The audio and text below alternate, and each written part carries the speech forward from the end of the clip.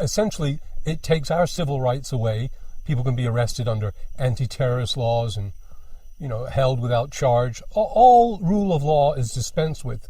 And that extends to what we're doing to these people overseas. Basically now, you can bomb anybody in Iraq or Syria and call them ISIS or IS. Say they're this Islamic state that beheads people. In other words, you can carry out a policy of genocide and always use this as an excuse. Now, the purpose of these wars is largely to uproot people, destroy their tradition, their history, their culture, and make them refugees. And that's what we can expect.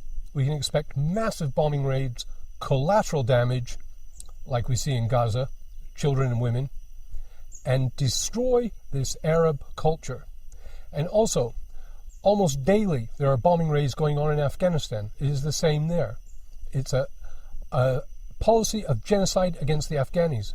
We've killed millions and millions of Afghanis and Iraqis over the last few years.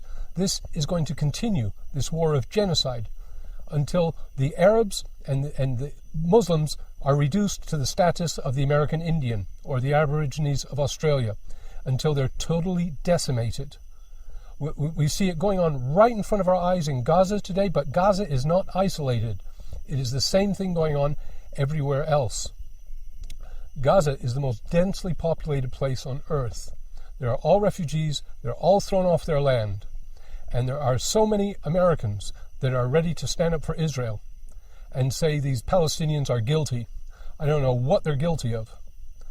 But we are part and parcel in the free West of bombing people, of charging people without, not even charging them, just kidnapping people.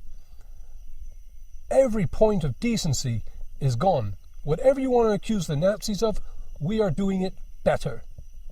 It is complete policies of genocide unfolding before our eyes.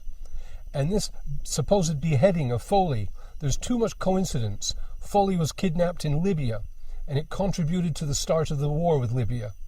And then we get him again, and he seems to be a CIA asset. And there are good videos on this, which I'll put in the description. But very few people are prepared to stand up and say, but it's a hoax. It wasn't really Foley that got killed. I mean, you'd expect press TV and, people pro-Assad, you'd expect them to be shouting and screaming about this. No, not a whisper. So to some extent, you've got to ask yourself, why are these people so stupid to not say a hoax is a hoax and a lie is a lie? Why are they playing along with the Zionist narrative? Do they think they're going to come out